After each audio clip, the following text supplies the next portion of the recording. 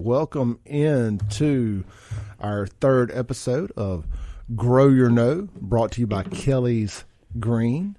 I am Clay Edwards. I'm joined here in the studio, as usual, by my friend and yours, Miss Kelly Williams with Kelly's Green. Good morning. Good morning. How are you doing? I'm doing great. It's a fantastic Tuesday morning, and I'm happy to be here. Absolutely. You brought a guest with you today. We want to introduce our friend? Yes. So I would love to introduce our friend. So we have with us today Ken Newberger with 3MA. I have known Ken for what? 5 years. 5 years. Ken and I have worked together towards the medical marijuana goal.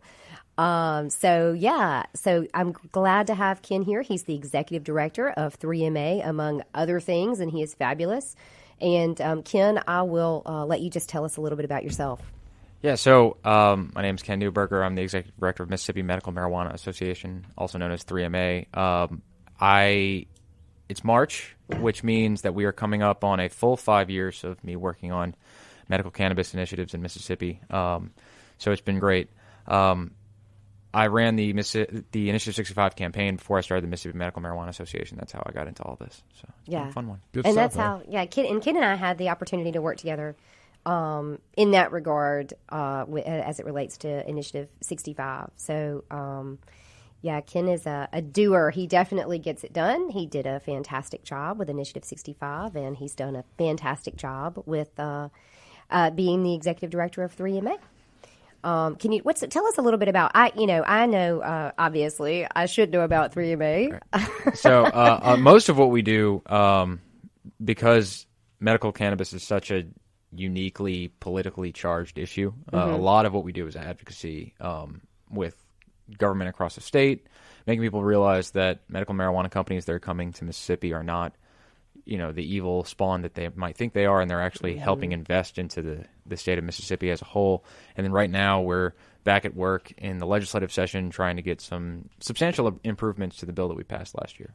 Okay. Anything that you can, you feel free, anything you can talk about specifically? Yeah, I mean, the biggest stuff that we've been focused on is patient access. So if you go get a card, I don't know if y'all talked about this last week, but if you go get a card right now, you're subject to a urinalysis or a drug test that the doctor may or may not use to determine whether or not you should be certified. That is mandated as of now. We're removing that mandate. We're also giving physicians a lot more agency to help with the process of gaining a card on the administrative side. So that's mostly what we've been focused about on this issue. So they could. This goes back to what got you fired up to begin with in the court stuff. Yeah. So they can. I was not aware of this. They have to force you to take a drug test, and if you fail that, theoretically they can say, "Oh, well, you're getting it illegally."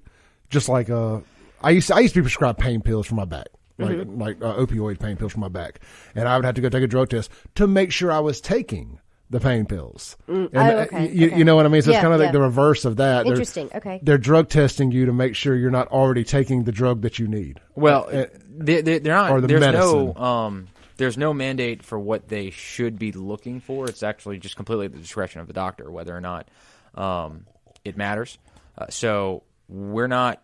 It's an unnecessary mandate. Now, obviously, as a patient, if your doctor is worried that for some reason something you're taking, either legally or illegally, would negatively impact your ability to use medical marijuana, then that's between you and your doctor. But mandating it from the state that's the unfair thing. Agreed. Sure. Agreed. And just so I'm clear, it's the mandate's in the bill, but it stops with the test. There's no indication of what what the doctor should or should not use the test interesting. for. So it's literally could be used for nothing, or it could be used to start a discussion, right. or something. Which is why making it an optional thing for the doctor is preferred, because it should be at their discretion. And let's be honest, they make money on these tests.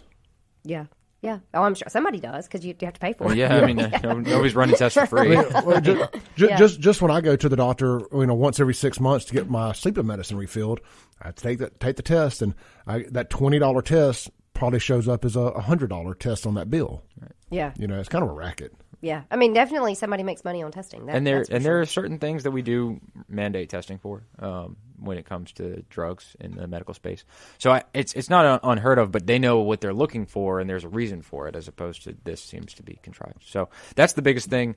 A few minor other tweaks here and there, improvements for advertising for dispensaries to tell patients, hey, if you're coming here, this is what we'll be having, and this is what it looks like in our store. Right now there's some contentious language that may or may not allow dispensaries to show prospective patients or patients what they would be purchasing when they walk in. So there's some clarifying language that says dispensaries absolutely can on their website show patients, hey, you'll be buying this flower or these cartridges or these tinctures. That gives them a lot more clarity. We talked about that last week to an extent, some, and I found it like in my mind, I was visioning walking in somewhere and it being kind of like what a vape shop or tobacco store is now. Everything's under a glass counter. You can look at it and you see what you're purchasing, but that is not the case at all. Huh? Well, in store it is. Yeah. But like you can't, so for example, with packaging, you can't have anything. You can't walk out of that dispensary with anything that's transparent. Yeah. You can't see, all the packaging has to be child resistant. It has to be not transparent. It has, I guess, is that, it has to be, it can't be anything that appeals to or that would appeal to a child. Sure. No cartoon graphics or no cartoon characters or child, characters that are popular or child. And for that matter, you can't even have the gummies and things have to be shapes. Right. I mean, you can't have a Flintstone. I use Flintstone because my kids take Flintstone vitamins. Right. But the point is, you can't have like a Flintstone or a like a SpongeBob. I don't even know. Like, right. Yeah. No, although no cartoony right. letters even. You right. can't have bubbly letters or anything. But it's always funny because my son's he'll be 3 in a month and. Yeah. The thing that appeals to him the most is the cardboard box. So, that's that. I don't know what that says. Yeah, somebody gave me some CBD gummies recently, and they, to your point, they're just round. They're just like cough drops. Yeah. There's no, and that's fine. I don't care. Sure. But I mean, I get it. I do, but it does seem like a bit of an overreach at times as well. Yeah, for sure. So, I don't think I'd buy gummy bear gummies or anything. I think I'd never. It's just I'd feel like a child. I wouldn't even want to buy those. Yeah, it's certainly and I get it. It doesn't feel medicinal, and I totally get protecting children. As a child, I totally tested the limits of Flintstone vitamins to see exactly how many I could overdose on. The number is limitless. There's no amount.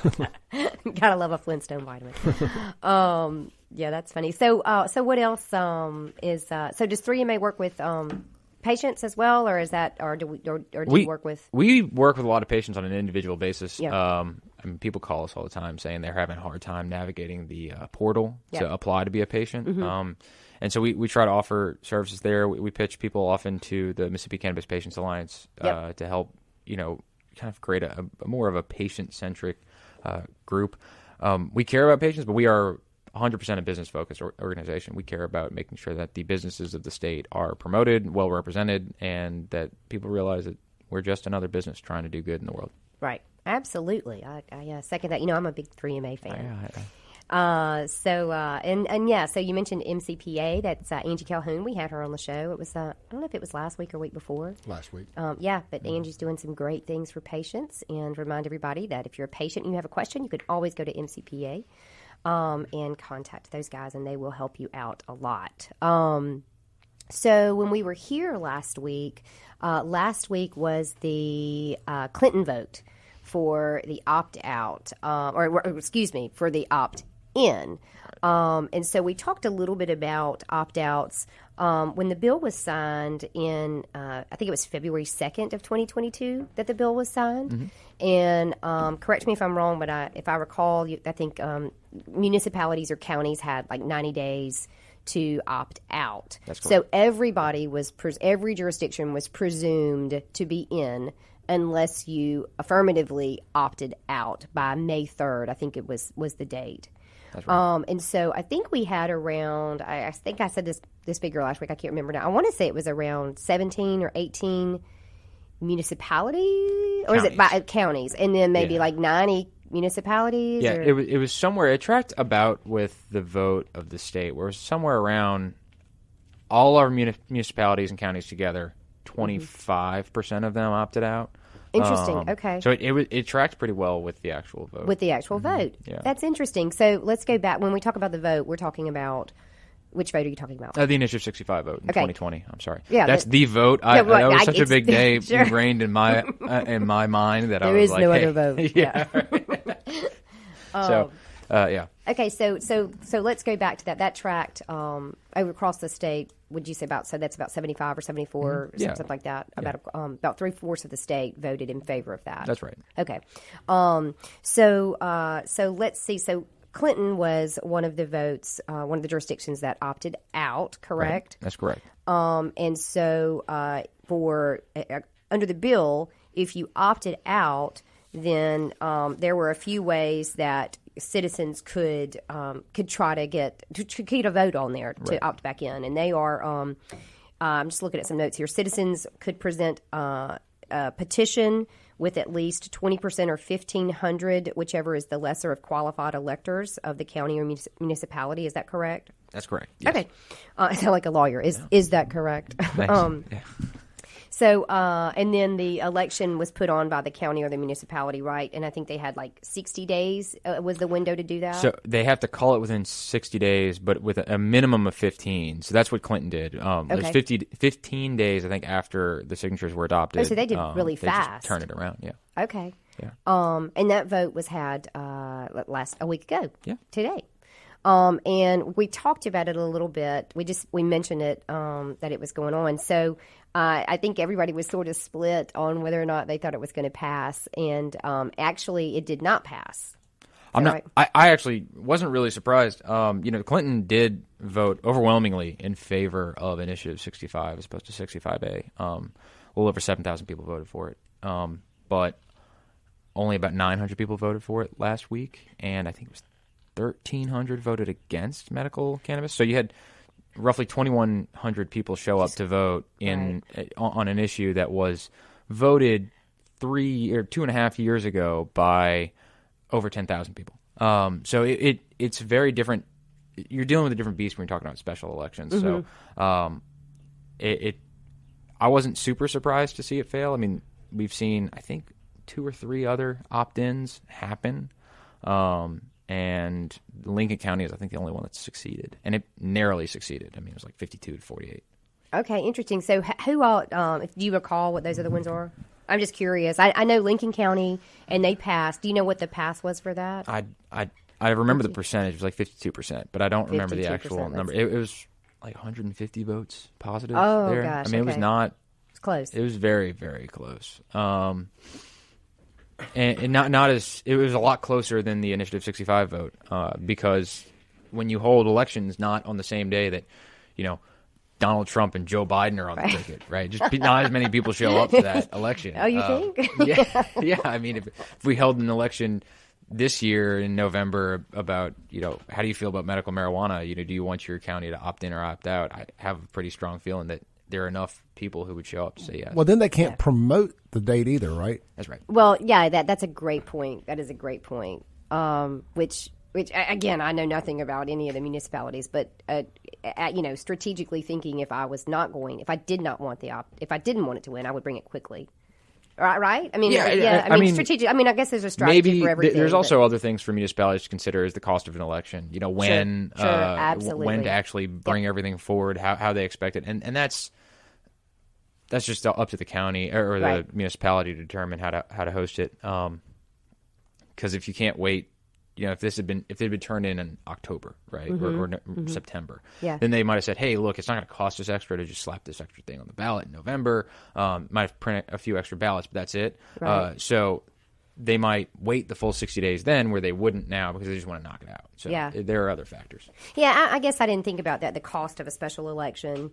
Obviously, just adding an additional election as opposed to slapping something on a ballot that's already going to exist. I could see where that would be an increase in cost. That's right.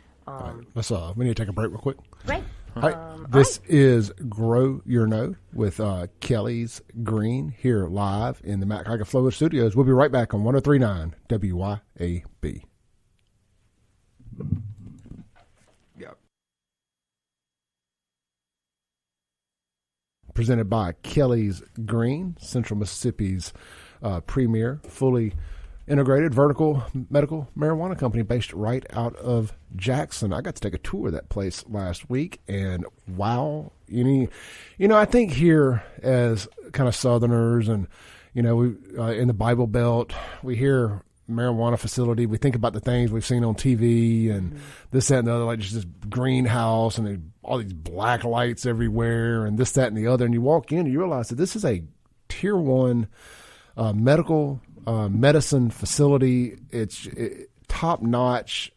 I mean, just absolutely phenomenal facility. And I knew that, but until you walk through it and you see it with your own eyes and you see the scope of this thing and how it's all put together, you're like, this, and y'all know my thing is Jackson, right? And, how bad it's gotten and how great it used to be. And I looked at this and it really wrapped my head around it for the first time. I said, this type business over here where you're at is going to help save the city. It's going to breathe entirely new life into it.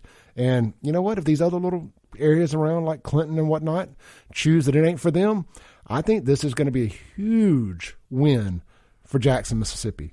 Opening its arms up and wrapping it around this industry. And you guys have dove headfirst into that. And one of the things you hang your hat on is being from here. Right. And reinvesting into this community. And I just want to say thank you for that. Oh, well, thank you. You're very welcome. I appreciate that. We worked, we have been working on this since 2018, frankly. And even before that, my first, I won't say my first. I've always worked in cannabis in Mississippi, specifically with defending families and children in that regard. And we could talk about that for days. But and then drafted some legislation in 2016 that was passed in 2017 that had to do with families and marijuana use. And so and then dove right into the Initiative 65 when I saw it coming up on the horizon. And so we have been in this fight. I am proud to say that we are the only company that has been in the fight since the inception. I mean, since before the beginning, we have been fighting for this for Mississippians, and part of that there's no secret about some of the things that have inspired me. One of those was my niece who had Ewing sarcoma. She survived. She battled that for 3 years, though, and watching that experience for her and her parents, and it really makes you go back to the drawing board and say, why are people suffering when they don't have to? I mean, I know some suffering is not mitigatable, but a lot is. And we should be trying everywhere we turn to mitigate suffering in a responsible, effective way, safe, responsible, effective way. And so that was, and then of course my experience with my father who died of Alzheimer's in 2018. So those journeys were very different, but they impacted me. And so yeah, we just have been fighting for it, and we never gave up, and we have taken some gut punches. Yeah. No question. The Supreme. My wife can describe the month of May and June. May 14th, 2021. Yeah, she can explain that a lot better than I can. I try to block it from my memory. That was a tough time. Yeah, it was a lot of work had gone into that, and in a moment, in a second, the reading of a sentence and an opinion changed everything. But yeah, we've worked from the beginning, and it was important. We chose Jackson for a reason. Like you just said, we did choose Jackson. I grew up here. I'm born and raised here. I have 3 children, and they have been here. We've all been educated here. I have a grandchild, and she's, we are true Mississippians, and we have hired Mississippians. If you come in our cultivation facility, you will see Mississippians working in there, and so shout out to all the folks in the grow room that I met the other day. Absolutely, yeah. Play Edward Show listeners, very, very much appreciated. Yeah, you got lots of fans with us. You have lots of fans with us. So I appreciate it. I'm fans of y'all, so it's a give and take thing. Yeah. Well. Anyway, thank you. We have done our best to design our facility to be a medicinal level facility. Yeah, no, it really is cool. And I implore anybody, if you get the opportunity to take a tour of one of these places, especially if you're on the fence about what this is, and what it means to people, I highly encourage you to take the opportunity and go see what they're doing at these places. It is not what you may think. It is not reefer madness that they would have you think. It's a phenomenal. What's it called? Horticulture. What's gardening called? Horticulture, agriculture, whatever. Horticulture. Yeah. I mean, these people know what they're doing, and it's a phenomenal deal to go see. And I just want to plug, 3MA a little bit. So if you're for some reason not in the Jackson area and can't go to a place like Kelly's and you're somewhere else in the state, give us a call. We've got members all over the state who want to show off what they're building and what they've done. So we'd love to help arrange tours anywhere in the state where you are. Good stuff there. Good stuff. And I will add, I did want to just add one thing that we were talking about, and I know I've talked about this before, but I always want to add it when I get the chance. When we talk about opt-outs, we are not talking about patients' ability in those. So people in Clinton or people in wherever, they can still get medical marijuana. They can still just, as long as they go get their card. I mean, let me make that clear. As long as you have a card. It just affects the businesses. So, I have a lot of people ask me that, hey, if my city opts out, is it still legal for me to have medical marijuana? And I said, yes, absolutely. As long as you have a card and you've gone through the process, it only affects the business's ability to be in those jurisdictions. Which makes it all the more silly for them to not allow them in there. But again, to each their own. If the people vote and that's what they vote, so be it. That's what they vote. That's right. Yeah. That's right. Let it land where the chips will fall. So I had a question, so I wanted to switch gears a little bit. I had somebody ask me a question, and I had to say candidly, I do not know. And so I wanted to ask you, because I think you might know a little bit about kratom. Is that right? Yes. Okay. And Clay probably knows a good bit as well. Okay. I am the odd man out here. I literally have been so neck deep in medical marijuana for so many years now that I really don't know about anything else. But I did have somebody ask me that, and they said, is kratom or is medical marijuana like kratom? And I said, well, frankly, I can tell you a lot about medical marijuana. I can tell you nothing about kratom, so I don't know. So is it? I mean, can you answer? What can you tell us about that? So the short answer is no. It's not like it. It's got some things that are similar, but marijuana deals with the endocannabinoid system, right? And kratom deals with your opioid receptors. Not in the same way that opioids and synthetic opioids that we currently use, that are prescribed to you do. It's a much different reaction, and it also doesn't hit all of your opioid receptors, but it deals with an entirely different part of your body. That said, kratom does have sometimes similarly relaxing effects and sometimes similarly stimulating effects like a lot of other drugs do. And Clay, do you want to talk a little bit about it? Yeah, sure. So I've been taking kratom for 5 years. Oh my gosh. Okay. I didn't even realize I was sitting with experts. I'm like, okay, what is that? Well, I don't know that I'm an expert, but I'm just the loudest person on radio about it. And, every year they've tried to ban it down here at the Capitol, and every year I raise hell about it and call them out and drag them across the hot coals over it, because it's just something else that works. And the second that our legislators try to ban something, I know, like, oh, that must work. That's what made me try it for the first time. I said, oh, they're trying to ban this? I've been hearing about it for a while. Let me try it. Great. And I'll be dang, it worked. And so it doesn't, to me, it does not help with pain. I know some people will say it does, and to each their own. What it does for me is it eliminates the craving for pain medicine. That little itch in the back of my brain that says, man, wouldn't the Lord set be great today? Kind of help get you over the hump, little happy, little motivation. It fills that void. It fills that gap. And I have bad anxiety. And I've talked about, like, marijuana for me does not work for that purpose. At least maybe I had the wrong strand, whatever the case may be. Sure. Kratom does. Interesting. Okay. Little small dose of kratom gives me energy, gets me through the kind of over that hump. Helps me with anxiety. I'm the kind of guy who would, if I could go into, say, like a Buffalo Wild Wings or something, and it's loud and bright and a lot of stuff going on, I'd need a shot or two I'd have to walk straight in and get a couple shots to bring things down a notch.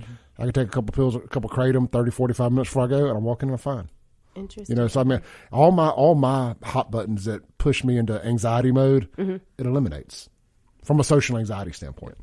So I would love for it to be more regulated. Yeah. I have no problem with that. Getting it out of gas stations. I think I told y'all last week I would love to get medical grade kratom here, right? And to know what I was getting and this, that, and the other. Unfortunately, that's not really an option here, or at least that I have found. Well, there was a bill to try to get that going with the Kratom T-Neptine Consumer Protection Act that passed the House this past session. It died last week. Okay. In the Senate. I think they're planning to revisit it next year. It would just add clarity to what you're purchasing. You know, there is some right now overlap. it's totally unregulated. Is that right? okay? Right. And that's kind of where the problem happens in much kind of like what you're saying is that Clay, is that when something is effective, right, and it's unregulated, there is a knee-jerk reaction to ban it. Because if it's effective, there are often some negative effects with it as well. So you get adulterated stuff, and right, right, and so the solution, I'm just not a ban kind of guy. I want regulation. I think medical marijuana is the best evidence of it. So hopefully we'll see that regulation come to Kratom next year in a good. Well, I call it acceptable tyranny. Acceptable levels of tyranny. Really, I think, I would like to know what I'm buying. I think if you're going to sell it, it should have on the package what's in it. Right. But if I want to buy it at a gas station, then so be it. I'll buy it at a gas station. But I would still like to know what I'm buying at a gas station. Sure. I would have no problem if I could walk in and buy a pound of pot at the gas station. As long as I know what I'm getting. I think people should be able to do whatever they want to do when it comes to putting things in their body. But that's just my opinion. I'm a freedom of let the marketplace sort itself out kind of guy. But I know that before the medical marijuana came to Mississippi, there were a lot of, and there still are a lot of CBD, unregulated CBD across the state. And a lot of times if you go in, especially in gas stations, and ask them, hey, there's this thing that says it's Delta 8 CBD, Is it? Is it? Yeah. Where did it come from? And a lot of times the employees there don't even know where it came from, let alone what you would use it for. And that's what I think really scares the medical cannabis industry, is that there are people who are trying to sell cannabis-related products and don't have the industry knowledge to communicate with customers. It's not even that they don't think those customers should have it. We got to take a break, but to y'all's point about the law, about the way they have to market the cannabis or can't market the cannabis. Obviously, CBD and Kratom do not fall under those same regulations for marketing because everything's a cartoon, a gummy, a this, a that. I get the whole marketing towards kids thing because the CBD and Kratom do market, the packaging is drawn for kids. Right. All right, let's take a break real quick. This is Grow Your Know with Kelly's Green right here on 103.9 WYAB.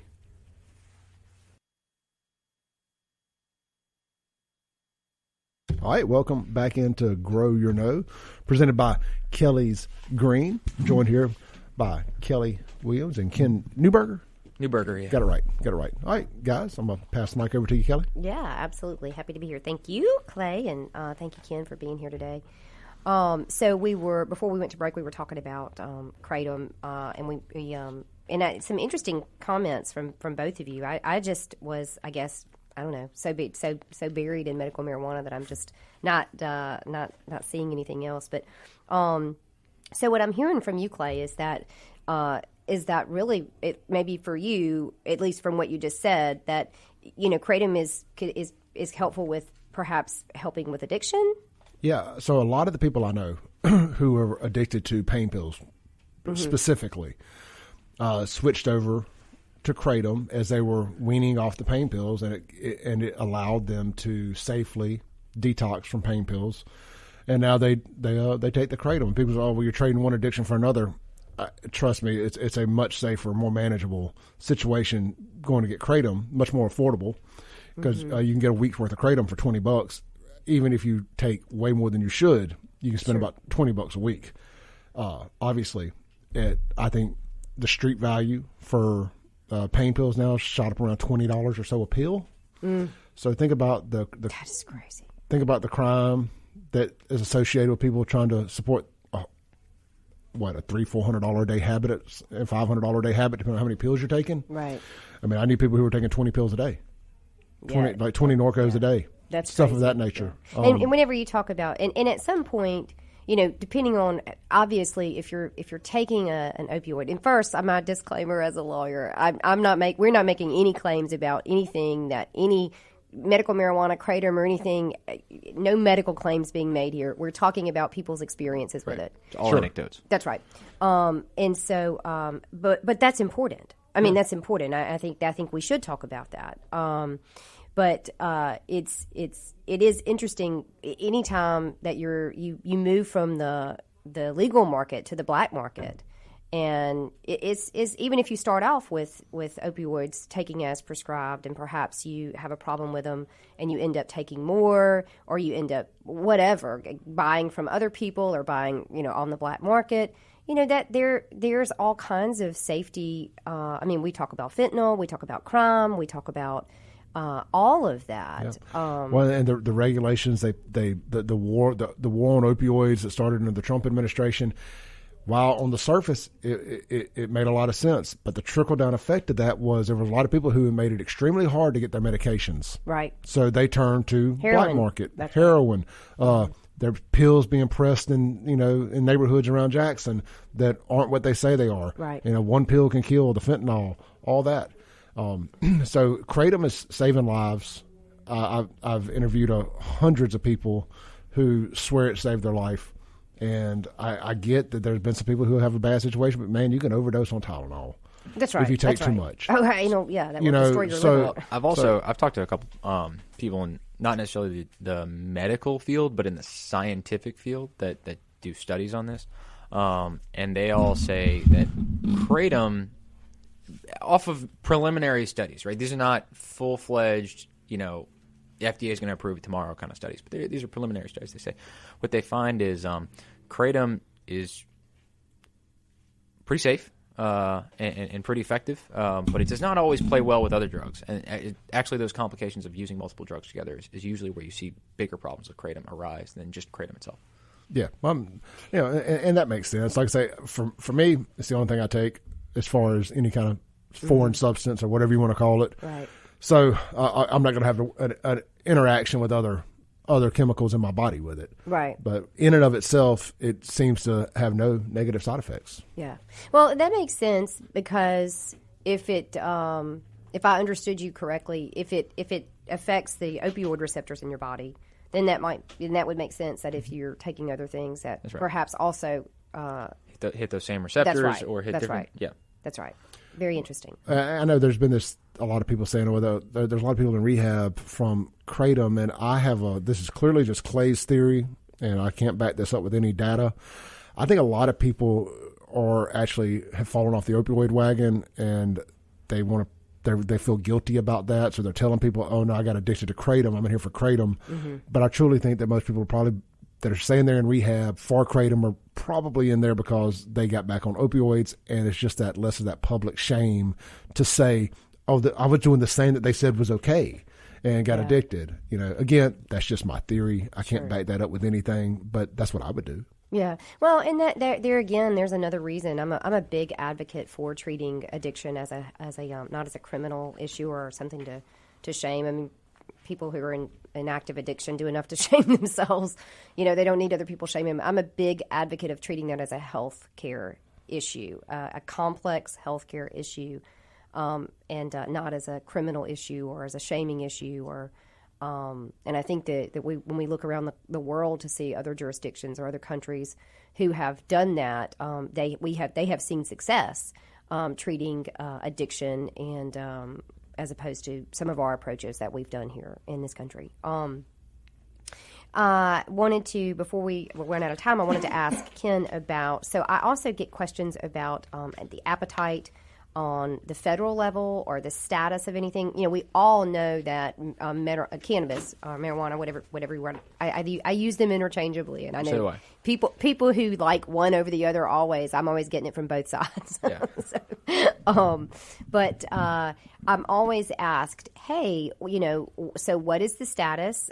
Is it still a Schedule 1? What happens if it's not? Is there any discussion about removing it removing it as a Schedule 1? And so I'm always curious. We all know that will impact states when that happens. My own feel is that it will impact states less than what most people think it will, because I think at the very least it will probably leave a lot of things to the states. I don't necessarily think it will mandate things for the states. I think it will allow the states to do some things if they want to. That's just that's feel. We could talk about that for days, but what about the federal level? So I guess let me answer first where we're at federally, what might happen, and then I'll address some of the stuff about how it impacts states. So it is still Schedule 1 at the federal level. We are seeing more and more pushes at the federal level to try to address that. It's becoming bipartisan in some ways. Usually you'll have bipartisanship in one chamber, and that same session you lose bipartisanship in the other, which is kind of sad because what happens is you'll have, let's say the House votes on something that they can all agree on, and you get bipartisan support from both Republicans and Democrats, and then it gets to the Senate, and the Senate recently, the Senate Democrats, because they've been more in power, they want more progressive, retribution style changes because of how people have been vilified for using marijuana. Right. And then, you'll have the flip side, whereas if the Republicans get the ball from the other chamber, they'll say, well, we want no, restoration type stuff. Right. And we just want to cleanly say from now on it's legal, and, the past is in the past. That's kind of a big gridlock in Washington is that political divide. We seem to be getting closer and closer to at least legalizing the Safe Banking Act, which I don't think we're going to see big movement on that this year because it's a presidential year. Well, the next 2 years, because the presidential cycle is already starting to eat up the discussion, whether or not the Democrats are going to run somebody against their own candidate in Joe Biden, or who's going to take the reins, Trump or DeSantis or any of the other people.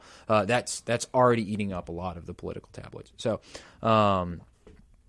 that's kind of where we're at. How that would impact states, though, you're right. It really wouldn't impact consumers very much because they would still leave a lot of that up to the states. The big way it impacts states is with interstate commerce. Right? There is no interstate commerce right now, and because of and you're the attorney, I'm not. I only took a couple classes of con law in college, but because of the way that the Commerce Clause has been interpreted over time, it would pretty much mandate that states with marijuana programs can interact with each other. Right.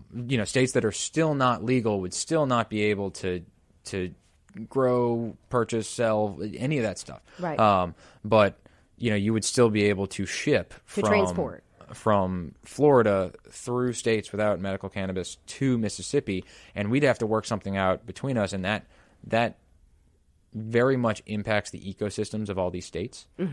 Some are thriving in really big ways, like Missouri. Some have been hit with a big glut because they've had it for so long, like Oregon. Hey, we gotta take a break real quick. We'll come back, land the plane. Yep. This is Grow Your Know. We'll be right back on 103.9 WYAB.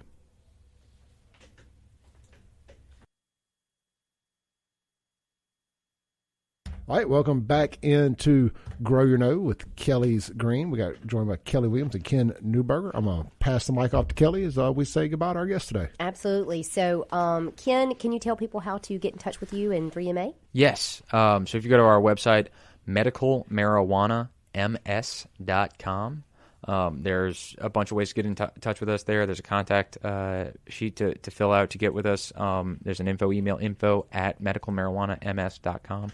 That's how to reach us. Absolutely. And remember, if you're a patient, you can also reach out to Mississippi Cannabis Patients Alliance. Miss Angie Calhoun is great at helping patients. And then anything you want to know about Kelly's Green, we have educational pieces about physicians, debilitating conditions, anything about the Medical Cannabis Act on our website, www.kellysgreen.org. And always happy to educate and inform. See you next week. Thank Thanks. you.